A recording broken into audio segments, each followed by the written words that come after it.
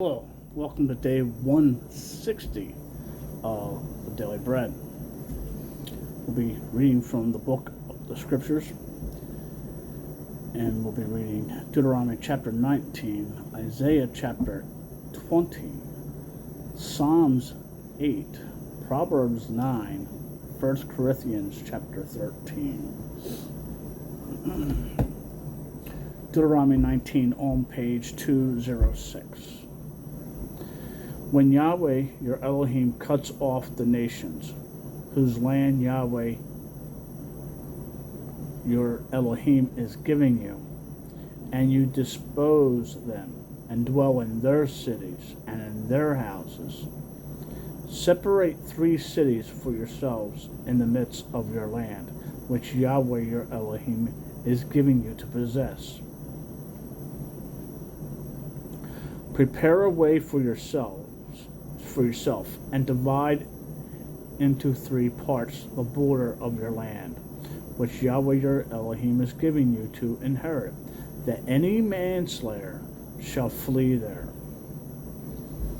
And this matter of the manslayer who flees there and lives, he who strikes his neighbor unknowingly, not having hated him in the past time, even he who goes to the forest with his neighbor to cut timber, and his hand swings a stroke with the axe to cut down the tree, and the head slips, and the head slips from the handle, and strikes his neighbor so that he dies. Let him flee to one of these cities and live, lest the Redeemer of blood, while his displeasure is hot, pursue the manslayer and overtake him, because the way is long, and shall strike his beam, though he was not worthy of death, since he had not hated him before. Therefore, I am commanding you, saying, separate 3 cities for yourselves. And if Yahweh your Elohim enlarges your border, as he swore to your fathers, and has given you the land which he promised to give to your fathers, when you guard all this command, to do which I am commanding you today, to love Yahweh your Elohim, and to walk in his ways all the days, then you shall add 3 more cities for yourself besides these 3, so that innocent blood is not shed in the midst of your land, which Yahweh your Elohim is giving you as an inheritance, or blood guilt shall be upon you. But when anyone hates his neighbor, and shall lie in wait for him, and rise against him, and strike his being so that he dies, then he shall flee to one of these cities. And the elders of his city shall send and bring him from there, and give him into the hand of the Redeemer of blood, and he shall die. Your eye shall not pardon him, but you shall purge the blood of the innocent from Israel, so that it might be well with you. Do not remove your neighbor's boundary, which those in the past have set in your inheritance, which you inherit in the land, which that Yahweh your Elohim is giving you to possess. One witness does not rise up against a man concerning any crookedness, or any sin that he commits. That the mouth of 2 witnesses, or at the mouth of 3 witnesses, a matter is established. When a malicious witness rises up against any man to accuse him of turning aside, then both men who have the dispute shall stand before Yahweh, before the priests and the judges who serve in those days. And the judges shall diligently search and see if the witness is a false witness, who has falsely accused his brother. Then you shall do to him as he thought to have done to his brother. Thus you shall purge the evil from your midst. And let the rest hear and fear, and never again do this evil matter in your midst. And let your eye not pardon, life for life, eye for an eye, tooth for tooth, hand for hand, foot for foot. Isaiah 20 on page 428. In the year that Tartan came to Ashdod, when Sargon, the sovereign of Ashur, sent him, and he fought against Ashdod and took it. And at that time Yahweh spoke by means of Yehoshu of Isaiah, son of Amoz, saying, Go and remove the sackcloth from your body, and take your sandals off your feet. And he did so, walking naked and barefoot. And Yahweh said, As my servant Isaiah has walked naked and barefoot 3 years for a sign and a wonder against Mizraim and Cush, so does the sovereign of Ashur lead away the captives of Mizraim and the exiles of Cush, young and old, naked and barefoot, with their buttocks uncovered, the shame of Mizraim. And they shall be afraid and ashamed of Cush, their expectation, and of Mizraim, their boast.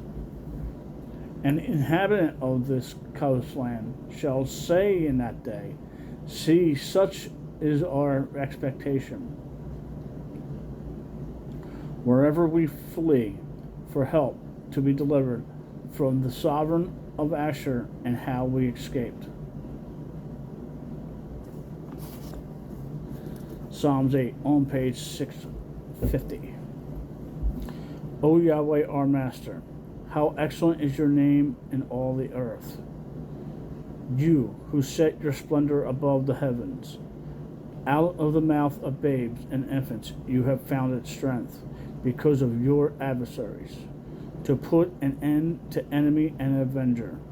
For I see your heavens, the work of your fingers, the moon and the stars which you have established.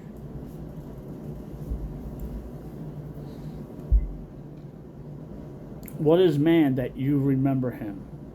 The Son of Man that you visit him?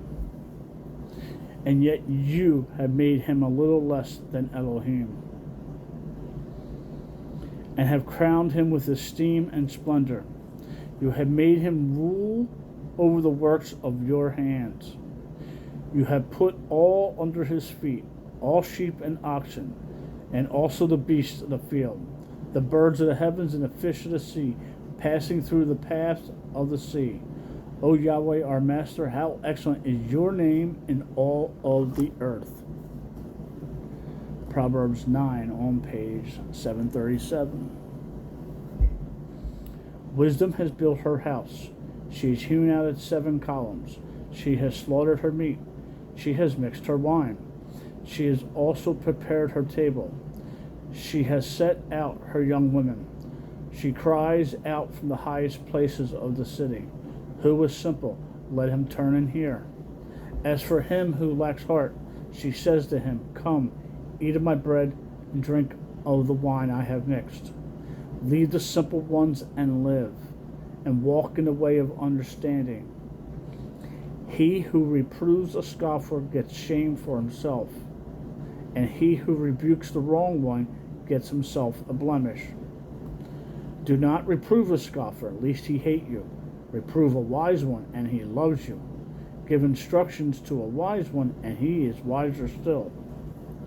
Teach a righteous one, and he increases in learning.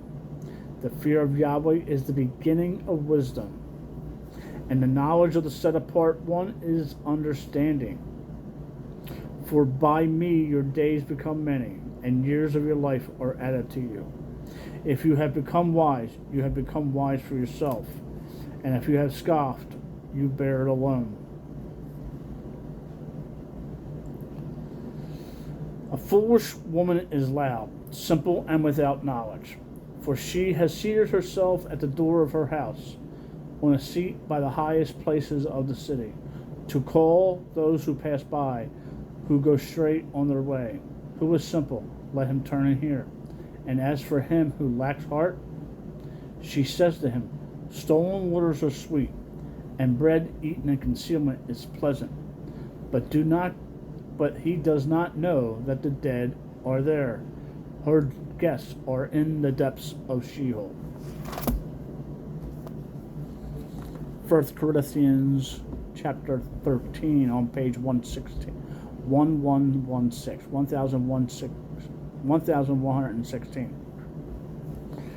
And if I speak with the tongues of men and of messengers, but do not have love, I have become a sounding brass. I have become as a sounding brass or a clanging cymbal.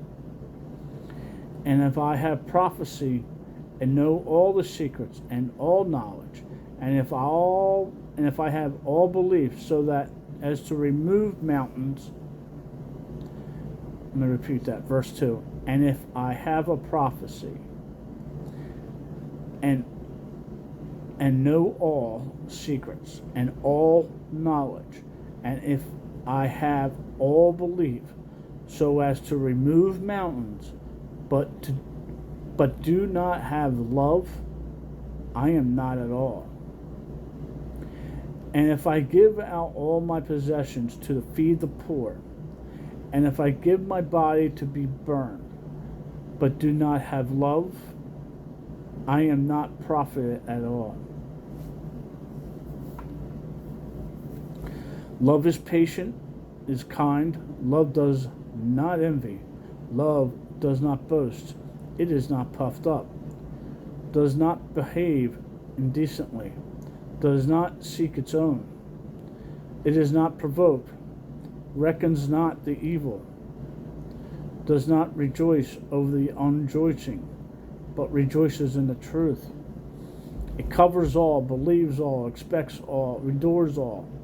Love never fails, and whether there be prophecies, they shall be inactive, or tongues, they shall cease, or knowledge, it shall be inactive. For we know in part, and our prophecy in part. But when that which is perfect has come, then that which is in part shall be inactive. When I was a child, I spoke as a child. I thought as a child. I reasoned as a child. But when I became a man, I did away with childish matters. For now we see in a mirror dimly, but then face to face. Now I know in part, but I shall know as I have also been known. And now belief, expectation, and love remain, these three. But the greatest of these is love. Shalom. Make it a great day. Read your Bible. Talk to the Father.